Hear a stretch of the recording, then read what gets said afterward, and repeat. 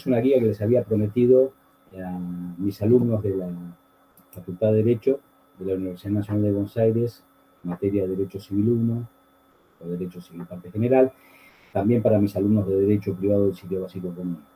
Pero también les puede servir a cualquier alumno, le puede servir de cualquier universidad de la República Argentina. Por el tema de hoy son los fallos plenarios, pero es una guía, es una síntesis, porque yo ya les mandé el material a mis alumnos. Espero que les sirva. Cualquier duda que tengan me lo dejan en los comentarios o a mis alumnos que me escriban por el grupo que tenemos. Pero primera cuestión.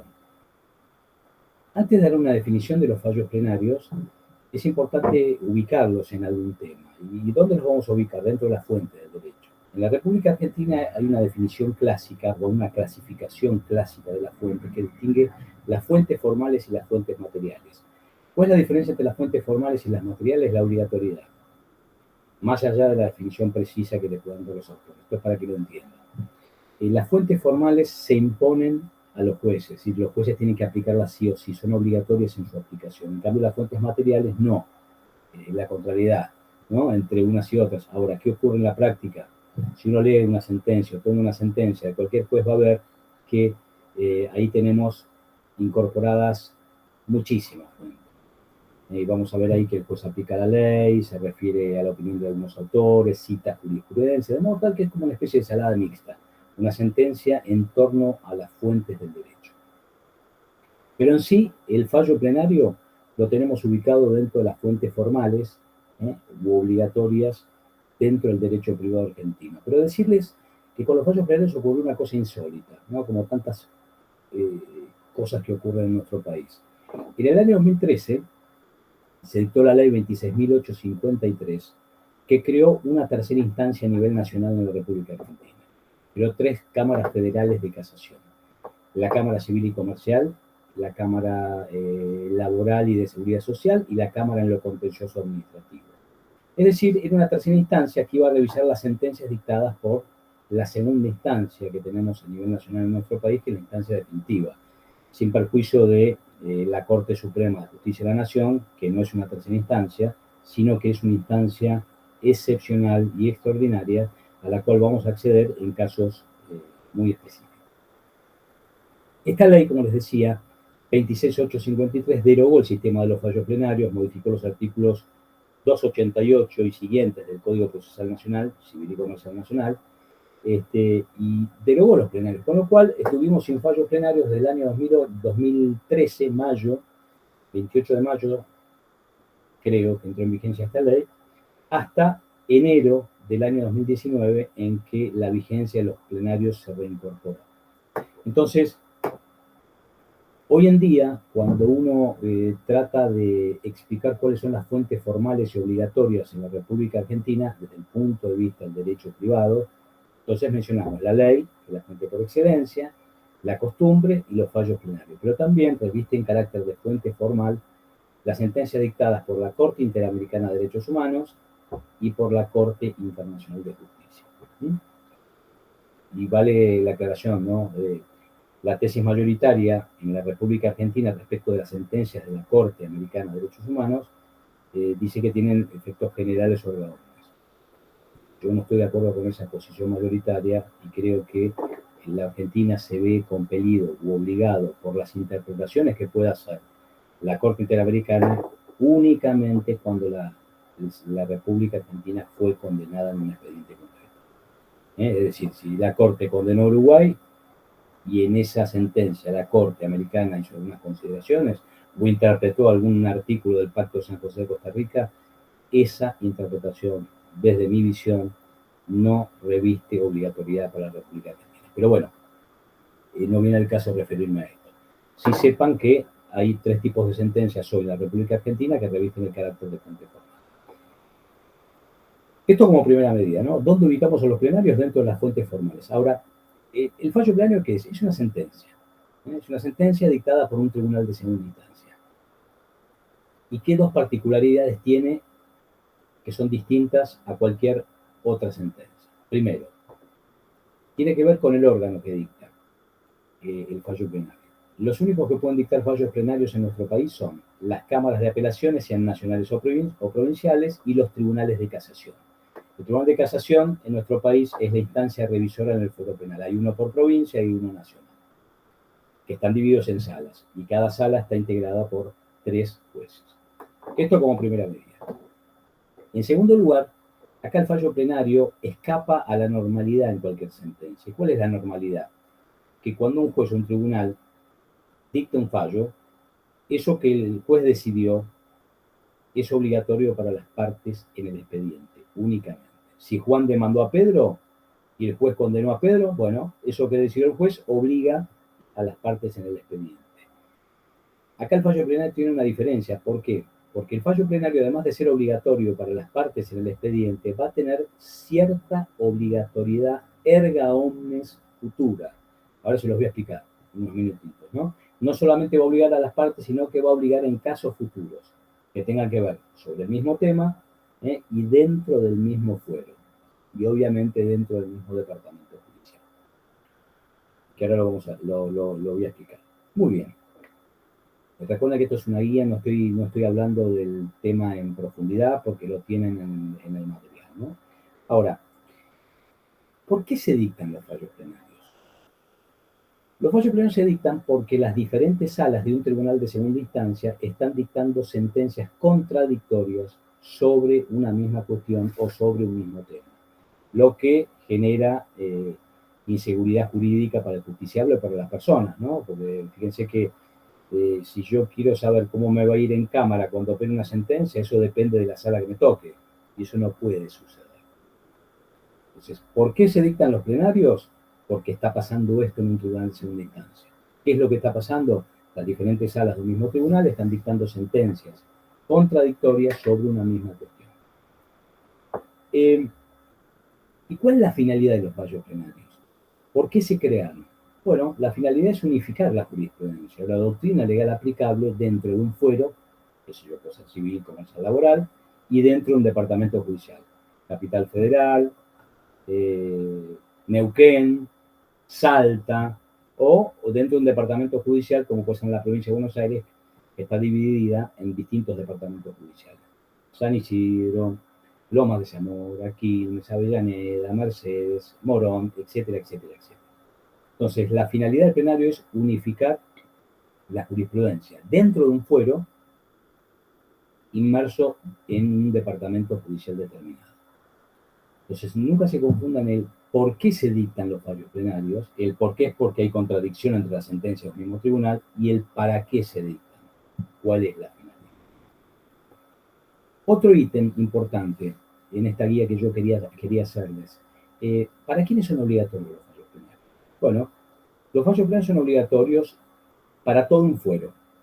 ¿Cómo está compuesto un fuero? Cuando hablo de fuero, puede ser la organización de la justicia en razón de una materia, civil, comercial, laboral. Vamos a tomar como ejemplo, de acá hasta el final, el fuero nacional civil de nuestro país.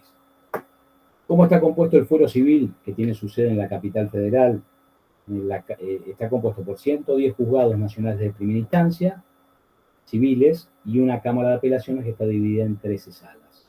Cada sala está integrada por 3 jueces. Ese sería el fuero nacional de civil de la República Argentina, que funciona en Capital Federal. Imaginemos que la Cámara Nacional de Apelaciones a lo Civil dicta un fallo plenario. Bueno, ¿para quién es obligatorio ese fallo plenario? Primero, para todas las salas que integran esa Cámara, que son 13. Y obviamente para los jueces integrantes de cada sala. En primer lugar, es obligatorio para todas las salas de ese tribunal que dictó el plenario. Y en segundo lugar, nos vamos a la primera instancia. Va a ser obligatorio para todos los jueces de primera instancia, respecto de los cuales esa Cámara Civil es Tribunal Superior o Tribunal de Alzada. En otras palabras, ese fallo plenario va a ser obligatorio para todos los jueces nacionales de primera instancia civiles que están en la capital federal. Recuerden que son 110 juzgados civiles. Para ese fuero completo va a ser obligatorio el fallo plenario. Entonces siempre recuerden que el fallo plenario obliga dentro de un fuero y dentro de un mismo departamento judicial. A darles otro ejemplo y que lo entiendan. En la provincia de Buenos Aires, la división de la justicia está hecha en departamentos judiciales. Como les decía hace un rato, Morón, Quilmes, San Isidro, San Martín, etc.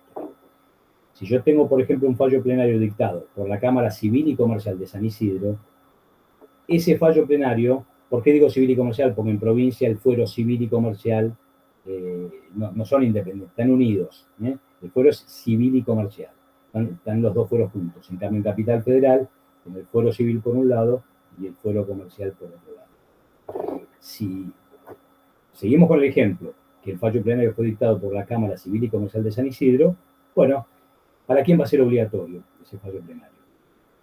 Primero, para todas las salas de ese tribunal. ¿De qué tribunal? Cámara de Apelaciones Civil y Comercial de San Isidro. Para todas las salas. Y en segundo lugar, para todos los jueces de primera instancia de ese fuero civil y comercial y de ese departamento judicial, San Isidro. Por tanto, ese fallo plenario no va a obligar en otro departamento judicial, ni en Morón, ni en San Martín, ni en Quilmes, etcétera, etcétera, etcétera. Siempre el fallo plenario obliga dentro de un fuero y dentro del departamento judicial donde ha sido dictado. Muy bien. ¿Cuáles son las dos maneras, las dos formas, o como dicen los autores, las dos vías para provocar un plenario? La primera es la autoconvocatoria. Los propios jueces de un tribunal de segunda instancia ven que se están dictando sentencias contradictorias respecto de un tema y entonces ellos mismos deciden solucionar la cuestión. ¿Y cómo lo solucionan? Autoconvocándose a un tribunal plenario y dictando un plenario en consecuencia para unificar la jurisprudencia sobre ese tema. La segunda vía se denomina por petición de parte. ¿Qué significa esto de petición de parte? Que el abogado de alguno de los expedientes que está tramitando en alguna de las salas interpone un recurso, que tiene sus particularidades que después lo vamos a ver, ¿no? Interpone un recurso. Ese recurso se llama recurso de inaplicabilidad de la ley. Y esto es petición de parte. Y la finalidad de ese recurso es, en definitiva, tratar de que la Cámara dicte un fallo plenario. Ese recurso de inaplicabilidad de la ley, que me voy a referir en la otra guía que les voy a hacer más tarde, es un remedio extraordinario, es un recurso extraordinario que tiene sus particularidades propias, pero que no lo voy a comentar ahora. Simplemente quédense con esto ahora. Dos vías. Autoconvocatorio, los propios jueces del tribunal de segunda instancia deciden autoconvocarse al tribunal plenario, y la segunda vía es por petición de parte. ¿Qué es esto de petición de parte? Un abogado en uno de los expedientes interpone un recurso. ¿Qué recurso? De inaplicabilidad de la ley. ¿Contra quién lo interpone? Lo interpone contra la sentencia definitiva dictada por una sala de ese tribunal de segunda instancia, después se lo voy a explicar. ¿Ok? Y de esa manera empieza a rodar un mecanismo, que es el mecanismo de los artículos 289 y siguientes del Código Procesal Civil y Comercial de la Nación, y veremos si luego se logra el peticionante o el abogado que interpone el recurso logra que se dicte o no el fallo penal.